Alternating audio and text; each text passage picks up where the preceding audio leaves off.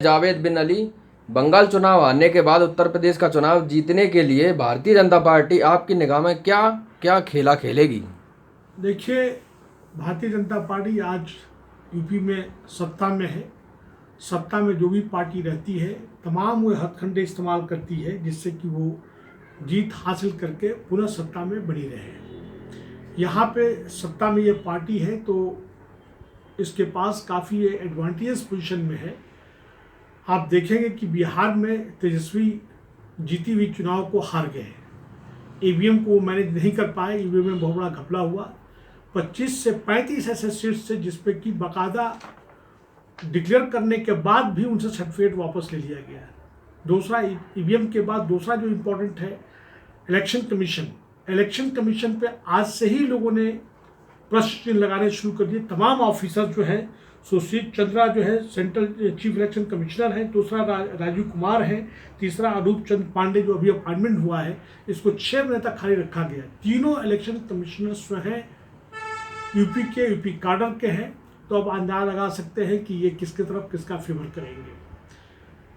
बहुत इंपॉर्टेंट बात कहने जा रहा हूँ वो ये कि भारत का चुनाव, खास कर नॉर्थ इंडिया का चुनाव जो है जात बेसिस पे, कास्ट बेसिस पे होता है। उसके बाद धर्म को देखा जाता है, फिर उसके बाद सांप्रदायिकता देखी जाती है।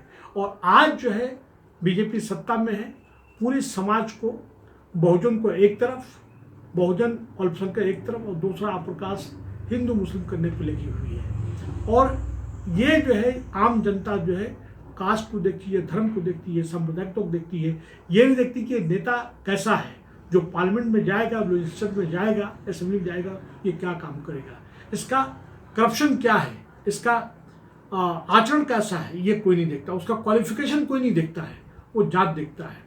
अब इसको कैसे ब्रेक करना है, इनको जानना समझने की जरूरत है। बहुजन समाज पार्टी जो है, आज मायावती जो है, जिस तरह पंजाब में उन्होंने अलायंस किया है एसडी के साथ, बीजेपी के साथ में, और जिस तरह से उन्होंने पिछले 7 साल में कोई ऐसा इनके खिलाफ कोई आवाज़ नहीं उठाई, यहाँ तक इतने बड़े जुल्म जाती हुए SC ST के खिलाफ में, तो निश्चित ही वो बीजेपी के साथ में जाएंगे। ले दे के आप समाजवादी पार्टी है और कांग्रेस है, कांग्रेस का कहीं पे कुछ है नहीं, ले दे के समाजवादी है। अब सवाल उठता है कि जिस तरह से तेजस्वी ने बिहार में रोड पर उतर के लड़ाई लड़ी है और ममता जी ने रोड पर उठा के लड़ी है, क्या अखिलेश यादव या कांग्रेस के कोई नेता वहाँ पे इस तरह से लड़ाई लड़ सकते हैं?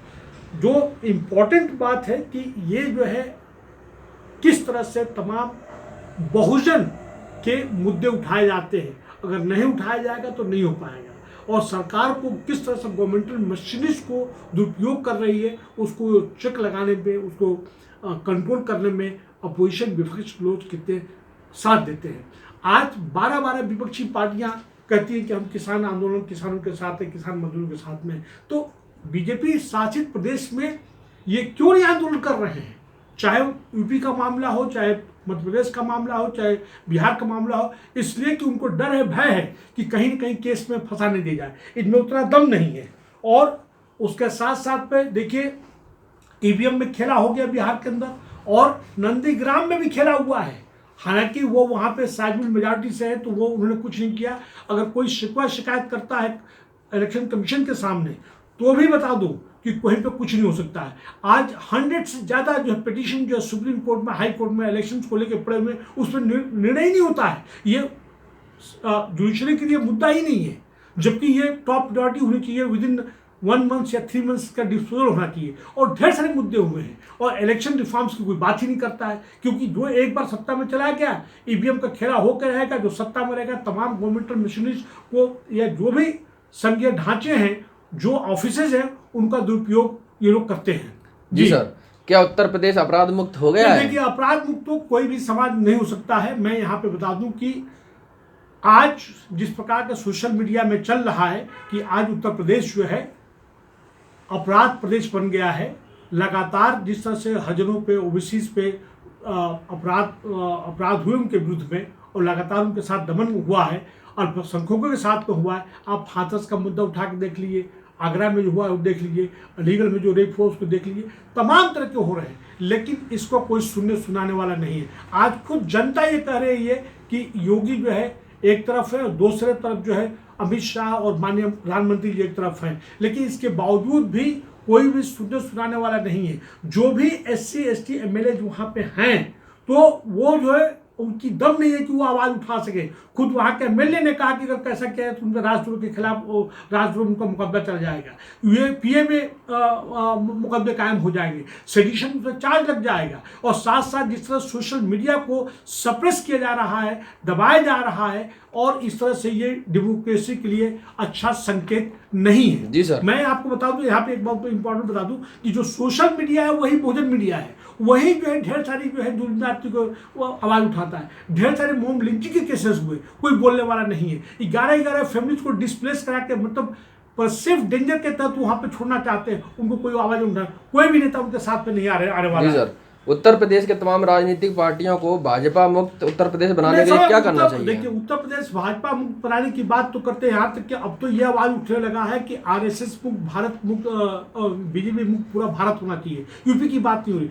तो क्या ये पॉलिटिकल पार्टी, विपक्षी पार्टियां जो हैं, महंगाई का मुद्दा उठा सकती हैं क्या? रोजगार की बात कर सकती हैं क्या? उसके साथ साथ में जितने भी प्राइसेस बढ़ रहे हैं लगातार, चाहे पेट्रोल हो, डीजल हो, और सबसे बड़ी चीज आज जो इतना बड़ा किसान आंदोलन चल रहा है, और उसमें कोई भी विपक्षी पार्टी उसके साथ नहीं आ रही। कह जरूर है कि साथ हम देंगे, और ये जो है हरियाणा और पंजाब और दिल्ली के आसपास कन्फाइन है।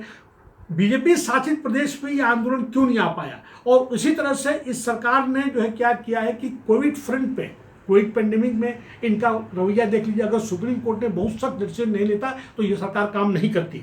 और जब तक ये मुद्दा रोजगार, महंगाई, बहुजन के हितों की बात नहीं करेगी, गरीबी की बात नहीं करेगी, और किसान आंदोलन की जो चल रहा है, जो उनके मुद्दे की बात, जो ब्लैक लॉज है उनको हटाने की बात नहीं करेगी, तब तक नहीं हो पाएगा। ये देखने वाली बात है कि ये BJP सरकार किस तरह से हिंदू मुस्लिम, मंदिर मस्जिद, और उसके साथ साथ में भारत पाकिस्तान, ये अगर नैरेटिव आ जाएगा और ये सही मुद्दे जो उभर के नहीं आएंगे, 2 करोड़ रोजगार की बात कही उन्होंने, न्यूट्राइजेशन से फायदे की बात कही उन्होंने, 15-15 लाख आ जाएंगे, करप्शन की बात कही, ये मुद्दों को लेके आना है, शिक्षा को लेके आना है, स्वास्थ्य को लेके आना है। और गरीबी कहाँ से कहाँ पहुंच गई, लोग तबाही त्राही मना रहे हैं। ये जब मुद्दे आएंगे, जनता में जाएगी, तब जाके बात हो पाएगी। जावेद साहब और तमाम मीडिया दोस्तों को बहुत बहुत शुक्रिया। लेकिन ये बहुत मुश्किल, क्योंकि ये जो है सत्ता में रह के इन्होंने सत्ता का और उसके साथ साथ जो लॉज है उनका बहुत काफ़ी दुरुपयोग कर रहे हैं। तो इसमें इनको फाइटिंग स्टिंग दिखाना पड़ेगा, जो भी विपक्ष के लोग हैं, खास करके कांग्रेस है और समाजवादी के अखिलेश जी हैं। बहुत बहुत धन्यवाद, आपको बहुत बहुत शुक्रिया। Thank you.